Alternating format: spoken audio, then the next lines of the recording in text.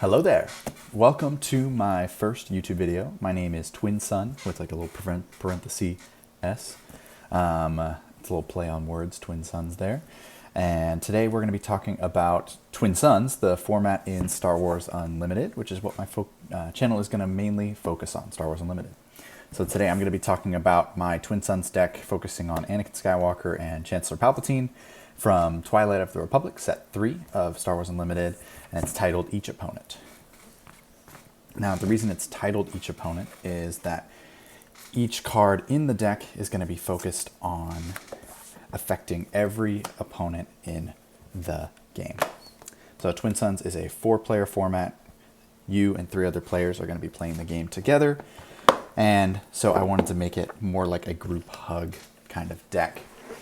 If you've ever played Magic or any other TCG trading card game, you know that group hug decks usually try to affect all players, either give them benefits or negatives. Group hug is usually a benefit. My group hug, Star Wars Unlimited doesn't have a ton of benefits in group hug, so my group hug is going to be more of a negative group hug. I'm going to be going from 0 to the highest cost, which I believe is 9 on this map. So here we go. So starting with a Fine Edition. Fine Edition is a 0-cost card. If an enemy unit was defeated this phase, play an upgrade from your hand or any player's discard pile, ignoring its aspect penalty. This is a fun card to play in Twin Suns because there's so many discard piles. There's 4 discard piles you can play from anyone. With Palpatine being a flippable leader and having both villain and heroic aspects, it's going to make this deck really fun because we can use a lot of different color combinations. We're going straight into 1 cost here with Reckless Gunslinger. It's a 1 cost. When played, deal 1 damage to each base. You're going to see a lot of each opponent, each base, every player cards in this deck because of the title Each Opponent. So that's going to be great for damaging every base, including your own. Going forward, we have Wolfpack Escort. This one is just a 1 cost, 2/1 in space. When played, you return a friendly non-leader, non-vehicle unit to its owner's hand. Obviously, since it's friendly, it's going to be your own cards. This is going to be helpful for cards that have damage on them that you don't want to go to your discard pile, that you want to replay, or have abilities that either are ambushing abilities or when played abilities. Old Access Codes is just going to be able to draw cards. You're going to notice in this deck, there's a lot of card draw abilities. So Old Access Code says, if an opponent controls more units than you, draw a card. Art 2, D2, the first one from Spark of Rebellion set 1. When played on attack, look at the top card of your deck. You can put it on the bottom of your deck, otherwise leave it on top. It's great for just filtering cards and is great combo with C-3PO. Clear the Field is a card that is going to help us clear tokens. So if we're playing in the Twilight of Republic era, there's a lot of token generation with clones. Next set with Jump to Lightspeed, there's going to be X-Wing tokens and TIE Fighter tokens. This will help us clear that. This says, choose a non-leader unit that costs 3 or less, return it and each enemy non-leader unit with the same name as it to its owner's hands. This is also fun if 2 players play the same card on turn 1 or throughout the game. You can clear both of them with 1 card or put them back to their owner's hands. Other R2, so you see we have 2 R2-D2s. This one is from Twilight of Republic. That's why I clarified this is Spark of Rebellion R2. This is just going to let us discard a card from our hand. If you do, search the top 3 cards of your deck for a card and draw it. So this is going through our, right now, technically it's 50 cards, but as of next week, I'm going to be updating this deck to 80 cards. This is going to help us go through that. Anakin's Interceptor is a 2 cost, 2/3. While your base has 15 or more damage on it, this unit gets +2/+0. This is a great time to explain Anakin's abilities. So Anakin's abilities is deal 2 damage to your base, attack with a unit. If it's attacking a unit, it gets +2/+0 for this attack. So this is going to be really helpful to get our base up to that 15. But just in general in Twin Suns, you're going to be hitting for, you're going to have your base at 15 at some point. So Anakin's Interceptor is a 2 cost, 4/3 at that point. Grey Squadron Y-Wing is just an annoying card. A lot of times in Twin Suns currently, in set 1, 2, and 3, not many people have a ton of space. So this card coming out early and saying, on attack, an opponent chooses a unit or base they control. So as you're attacking somebody, you do 1 damage to a base or to a unit in space, and then an opponent chooses a unit or base they control, you may deal 2 damage to it. So you can choose any opponent and have them choose either a base or a unit they control. This is great also for clearing with tokens. Because it does 2 damage. So a lot of the tokens right now currently only have 1 or 2 health. Dr. Pershing is another card draw card. It's a 0/5. Usually you're going to play it on turn 2 or 3, with Palpatine being on his villain side. This is a great point to kind of explain Palpatine's abilities as well. So this leader starts with the hero side face up.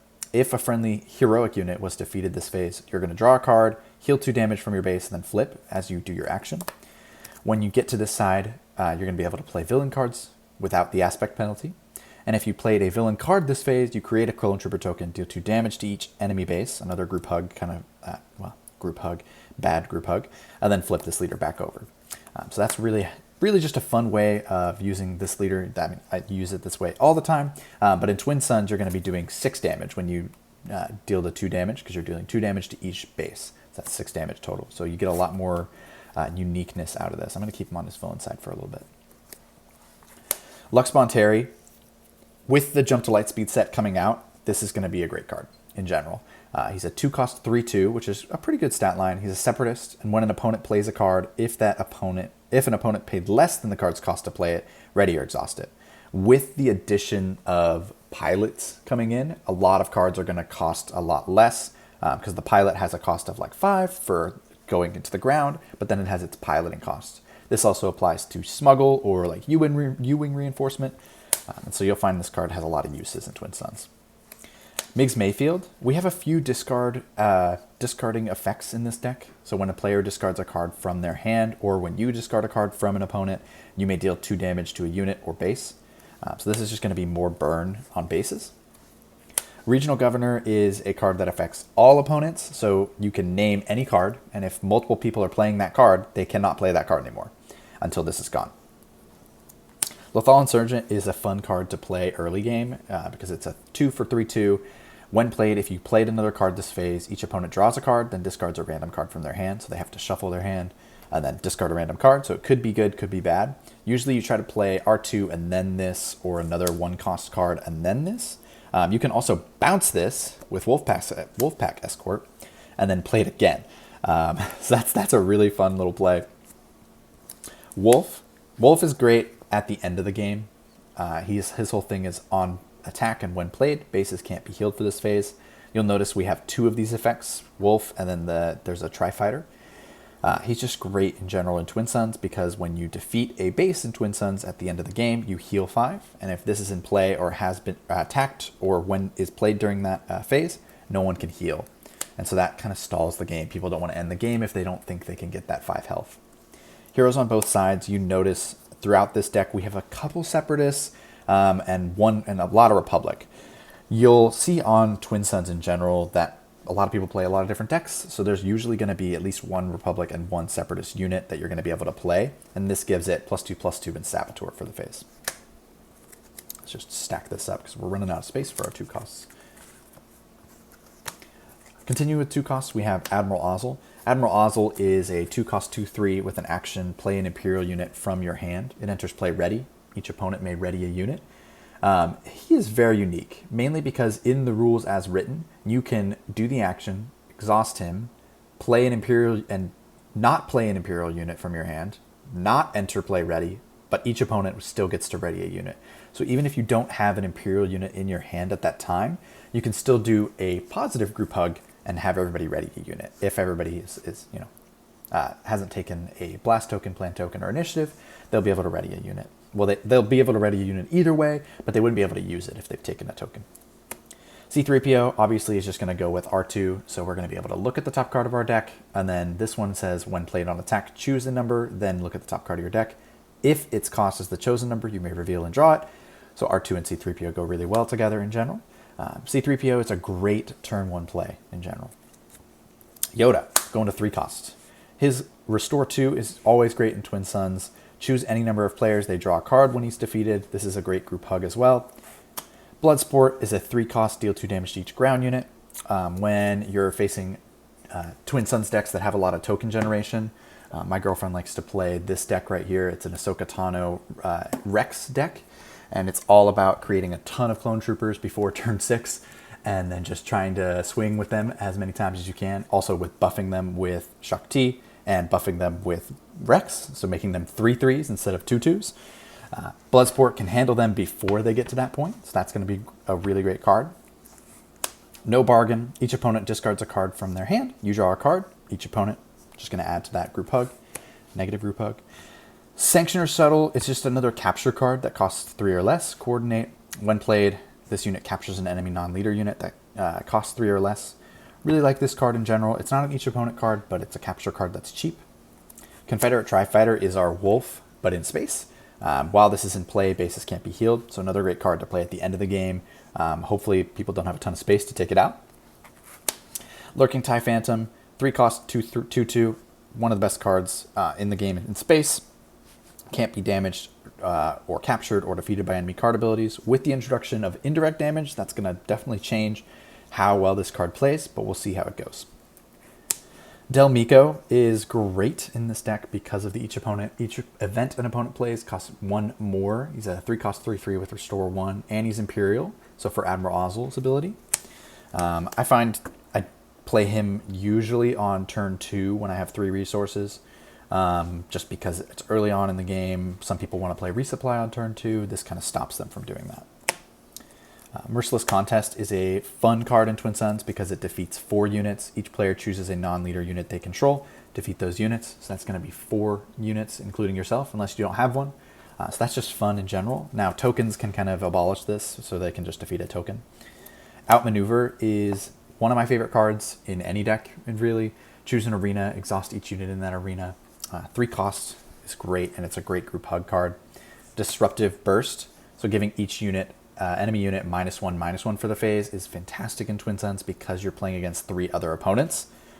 So I really like those last 3, Outmaneuver, Merciless Contest, and Disruptive Blast, are some of my favorite events in this deck, especially because they're so cheap, and so you can play them throughout the game, just kind of in addition to other cards. Moving on to our 4 costs, we have Steela. Steela Guerrera is a Twilight of the Republic card. When played, when defeated, you may deal 2 damage to your base, which is great for Anakin. And if you do, search the top 8 cards of your deck for a tactic card, reveal it, and draw it.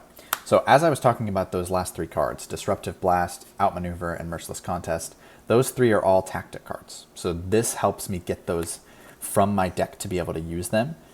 Clear the Field, which is a 2-cost card that I mentioned earlier, which helps us get rid of token cards, is also a tactic card. So that's 4 tactics. There's going to be 1 more tactic later on in the 5-cost card slot. But getting those cards is really important to my group hug game plan because it helps me take out everybody and not just one person and kind of pick on one person. I like to pick on everybody.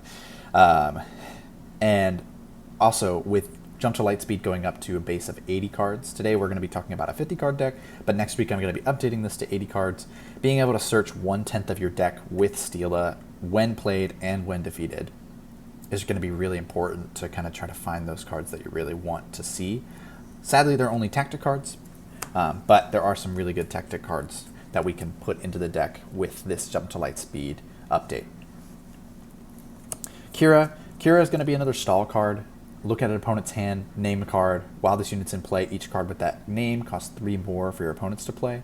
This will be fun if you have people playing red villain and green villain, because you can say Maul or Darth Maul. If a lot of them are playing Maul, that's a good time. Obviously, Darth Maul and Maul are different at this point in time with their full names being different. But if people are playing similar decks and they have similar cards, you can name one of those cards, and hopefully both people can't play that. Execute Order 66 is going to deal 6 damage to each Jedi unit. If people are playing Jedi, this is going to hit each opponent for 6 to their Jedi, which is really fun. It doesn't go off very often, but when it does, it's a really nice time. As I said, my girlfriend plays the Ahsoka deck, so when Ahsoka comes out, if I can just defeat Ahsoka right with Execute Order 66, that's always a fun time. She probably doesn't think that's a fun time, but I think that's a fun time. K2SO is just one of the great hero cards in the game, and it says for each opponent when defeated, choose one. Either deal 3 damage to that player's base, or that player discards a card from their hand. With all the damage we're doing from Palpatine, 2 damage to base each time we flip, plus this, that's 5 damage, and you could do that in 1 turn. Lot of fun. K2 is just a fantastic card. Going up to 5 cost, Bombing Run. This is our tactic. This is choose an arena, deal 3 damage to each unit in that arena. We have Zero the Hutt. This is going to be one of the best cards in the deck. If you can get it out and you can keep it out, he is so much fun to play. So he's a 5 cost 2/8, so not great stats, but he stays alive. When played, for each opponent, you may exhaust a unit that player controls. This is just an immediate 3 exhaust. It's awesome. On attack, for each opponent, you may exhaust a resource that players controls. So that's negative ramp for them for that turn. If you can keep this guy out for 2 or 3 turns, you're going to stall the game really, really well. Now, you can't stall leaders with that because obviously exhausted resources, not going to stall a leader to come out. But if they want to play a big cost card, you can stop them from doing that for 1 turn. Senatorial Corvette is another, each opponent discards a card from their hand. I love this card in general. I think it's a great card to play. It's got Saboteur in space, not a ton of space cards coming out in Twin Suns until Jump to Lightspeed. We'll see how that changes it. But the Saboteur and the When Defeated effect make this card so much fun to play. Gideon Hask is just one of the best cards for any kind of blue villain deck. When an enemy unit is defeated, it's fantastic in Twin Suns, especially against token decks. You get so many experience tokens. You can put them all on Gideon, you can put them on Anakin, you can put them on any card that you have out in front of you, even a hero card, which is why this deck is so much fun.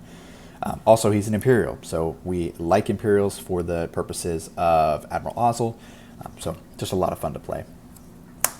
Now, this is my favorite card in the entire deck, Ki-Adi-Mundi. He's a 5-cost 5/7, so pretty good stats with Coordinate. When an opponent plays their second card each phase, you may draw 2 cards. In some games, I've drawn 15 to 20 cards with this 1 card alone because he comes out on turn 5 and he sits there until turn 8. And no one wants to take care of him because he's got 7 health and 5 damage back to you. You can upgrade him. You can put a Fine Edition, pull a lightsaber from somebody else's discard pile and put it on him. It's just a really, really fun card.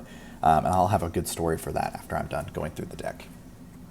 Obi-Wan's Aether Sprite is just a great space unit. When played on attack, you may deal 1 damage to this unit, 2 damage to another space unit. It comes out as a 4/6. We're going to go to the 6 costs, and you're going to notice that the 6 costs, there's a few that have a 4 at the top left. That's because we're playing with 1 red aspect instead of 2. So these are going to be aspect penalties of pay 2 more. Saw Gerrera says, as an additional cost for each opponent to play an event, they must deal 2 damage to their base. Another great card. 5/4 for 6 is not super efficient, but if he comes out and he can stay alive, going to do a lot of damage to bases. Impropriety Among Thieves, probably my second favorite card in this deck. Choose a ready non-leader unit controlled by each player. If you do, which you're going to do, each player takes control of the chosen unit controlled by the player to their right. At the start of the regroup phase, each player takes control of each unit that they own that was chosen for this ability. And what it doesn't say is if they survived. So really fun to give the person to your left a card that they can use for this phase that they're probably going to try to defeat if they can, and then take somebody else's card. Now, it can't target leaders, but cards like Darth Maul, cards like Anakin Skywalker, not this Anakin Skywalker, different Anakin Skywalker, Obi-Wan Kenobi, usually being played around 6, and if you can play this card on 7 and just play a 1-cost card, this is going to be a lot of fun, especially right at the beginning of the turn when everything is ready, because then everybody gets a ready non-leader unit, and it could be something like I give somebody Gideon Hask or Ki-Adi-Mundi, and so they get to draw the 2 cards for every time, and I get something crazy from somebody else. So really like that card.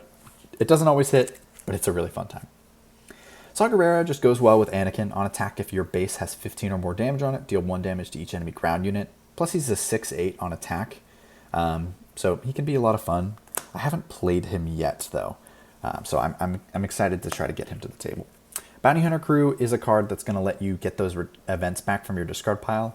Like I said earlier, we really like to play the tactic cards, especially around the 3 and the 2-cost tactic cards. So if you can get them back and be able to play them again, especially Outmaneuver. Outmaneuver just stalls the whole game by another turn. A lot of people end up just playing cards and everything's not ready. And then by the next turn, maybe somebody has lethal that next turn, but no one can do anything this turn, which leaves it kind of open to prep. So getting Outmaneuver back and Disruptive Blast is a lot of fun. Forced Surrender. Draw 2 cards. Each opponent whose base you've damaged this phase discards 2 cards from their hand. This is a great card with Palpatine because you're going to be damaging each base for 2 when you flip. Also a great card for Sabine, just in general in Twin Suns. If you play a Sabine deck, you will probably want to play this if you're planning to go to 6 resources because you're going to be exhausting Sabine for her thing, which is deal 1 damage to each base, and then you can play Forced Surrender. Caught in the Crossfire is another 6-cost event. Choose 2 units in the same arena enemy units. Each of those units deals damage equal to its power to this other unit.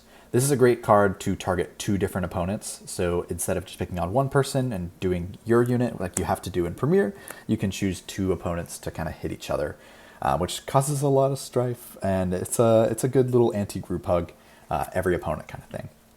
I had no choice. This is a 7-cost card that doesn't usually get used very often. Choose up to 2 non-leader units. An opponent chooses one of those units, return that unit to its owner's hand, and put the other on the bottom of its owner's deck. I like this card because I can choose 2 different players, or 2 different units from 2 different players, and then have the third opponent choose one of those units. So it gives everybody a chance to interact, and myself to choose those units.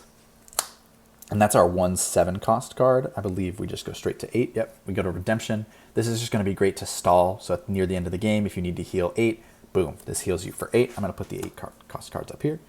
Guerrilla Insurgency. Each player defeats a resource they control. Discard 2 cards from their hand. Deal 4 damage to each ground unit. This is a bonkers card if you can get to 8.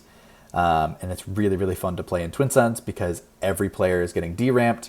Every player is discarding 2 cards from their hand, and if it's near the end of the game, you're probably going to only have 2 or 3 cards in your hand, and then deal 4 damage to each ground unit.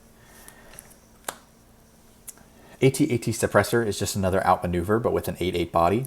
It's amazing, but it only exhausts ground units, so when played, exhaust all ground units. Another really great stall card if you can't get outmaneuver back. And then the last card is the Zilla Beast. I haven't gotten to play this card because most of my games end around 8 resources. But when played, give each enemy ground unit -5/-0. Can really stall the game as long as there's not a ton of health left on each person's base, and it heals itself every round. It's a ton of fun. And that's the deck. I did want to mention, if you've been counting along, there's only 49 cards in the deck. I've had to take 1 card out. It's Darth Maul, the legendary from Twilight of the Republic. I believe he's a 5-cost. He can deal damage to 2 units in 1 attack. So that's really fun for each opponent. So you're not just attacking 1 person, you're attacking 2 people. He's currently in a Premier deck of mine. I only have a few of him. So that's my 50th card. So that would be in the 5-cost slot at that point. Now, I kind of want to go over some fun little stories / how to use this deck well. In the first few turns, you definitely want to be focusing on, obviously you're going to be focusing on the 1s and 2 drops. You want to be focused on getting your heroics out. So you're going to want to, not this card. Getting those R2s and C3POs out is going to be really, really important. Those are the only 2, we have some more heroics, that's good. These are all of our heroics for turn 1 and turn 2 that I would suggest playing, as you're going to want to play a heroic because if a friendly heroic unit was defeated this phase, draw a card, heal 2 damage from your base, then flip this leader. Hopefully you've been hit by turn 2 and you can destroy one of these 5 cards so that you're able to flip Palpatine, because by turn 2 you want to be able to play a villain card. Maybe you want to play Dr. Pershing because of the aspect penalty, you wouldn't be able to play him on turn 2. Maybe you want to be able to play Admiral Ozzel. As well as once you get to the 3-cost cards, there's going to be cards like Del Meeko that you want to play, Merciless Contest that you want to play, Lurking TIE Phantom, Confederate Tri-Fighter, No Bargain. These are all cards that you can only play after you have Palpatine on this side. And so you're going to want to make sure that as you go throughout the game that you're playing both villain cards and hero cards. Luckily, we can always play hero cards because we have Anakin. So you always have hero red and blue, but the villain is going to be the big part of this deck that you don't want to miss out on. And so you want to try to make that a priority of getting to the villain side as fast as you can, at least at the beginning of the game. And then if you want to stay there, you're totally fine to stay there. But I think one of the best parts about Palpatine is being able to flip back and forth with this ability to do 2 damage to each enemy base. Plus, when you're doing this, you're creating a clone trooper token, which is giving you that heroic unit that hopefully is going to be defeated that phase so that you can move on from there and go back to the Darth Sidious side. Other fun stories here: outmaneuver, end of the game. People are about to win. Playing this card, exhausting the arena that they can win in, is a great way to extend the game by an entire turn. Disruptive Blast early on can kill a lot of tokens or give a lot of people ways to defeat a lot of tokens. If you have a friend and they also have this card in their deck and you play it and then they play it, two of your opponents are going to be very upset because a lot of their units are probably going to die because they're going to have -2/-2 for the face. A lot of fun. Sanctioner Shuttle is just really, really great in general. I really like this card. I've used it a lot in Twin Suns because I can get a couple units out and then play this at the early game. Kind of stalls people for a little bit and they don't expect it. Of course, with our 4-cost cards, K2 is just a really great card in general. You're going to really like him, and then Steela to get cards back. Those are the two that I usually prioritize. Around the 5-cost area, Ki-Adi-Mundi is the one I prioritize, and Zero. Those are the two that I want to play every game if I can. They're just really, really fun interaction cards. For me, I get to draw cards, and I get to make people laugh while I draw a bunch of cards. I can end up with like 25 cards in my hand. If someone had Chaos of War in their deck, they would absolutely destroy me. But then this one can really frustrate people in a really funny way, and people will start laughing, and people will start being able to play their higher cost cards because we go to the longer turns. We go to the end game because of this. I want to mention, you can also deck yourself with Ki-Adi-Mundi. So if you end up decking yourself, that's a funny story. I've almost decked myself once in Twin Suns with Ki-Adi-Mundi. It was a really, really long game of Twin Suns, but it was really, really fun. So just be careful with that. If you have Satine or somebody else has Satine, that can really get you. For 6-cost, I don't really have one that I prioritize. I've really liked playing Impropriety Among Thieves. It causes a lot of jank in the game. People really enjoy this card. I'm really glad I got a hyperspace foil of it from a pack. It's just a really fun card to play. I Had No Choice is another one of my favorite cards. I've played it twice now just because it's fun to have somebody else do the talking and the choosing. And then, of course, for these ones, I really like Redemption, and I really like AT-AT Assault, because when played, heal up to total 8 damage from any units or bases. You can do that to other people's bases, your base. You can put someone out of range of dying right at the end of the game, and then, of course, stalling the game by one more turn so that I can maybe get Zillo Beast out is really fun. The only thing I wish that this deck had was some ramp. I've contemplated adding Triple Dark Raid to this deck because Triple Dark Raid would give me, these vehicle units really early, or at least a little bit more early. Because they're vehicle units, I'd be able to play them a little bit early, like 2 or 3 turns early. That would be fun, but because there's only 2 of them in this entire deck, maybe with more adding with Jump to Light Speeds, I'll be able to add more vehicles and then add Triple Dark Raid. But currently right now, the only thing that's kind of missing, obviously it has blue, yellow, and red. So that's 3 of the colors of the 4 in the game. Hopefully at some point we'll be able to have some ramp that's not in green, because my favorite playstyle in this game is going to be ramping. But for now, that is it. That is my Twin Suns deck titled Each Opponent. I'm sure with Jump to Lightspeed, there's going to be more and more cards that say each opponent or other players or every opponent that I can add to this deck. And with the Jump to Lightspeeds coming out literally tomorrow, with pre-release coming out, I'm excited to edit this deck, and I'll definitely be posting an update to this deck once I get it to the Jump to Lightspeed 80 cards. And that's all for now. And I hope you guys have a great rest of your day. Peace.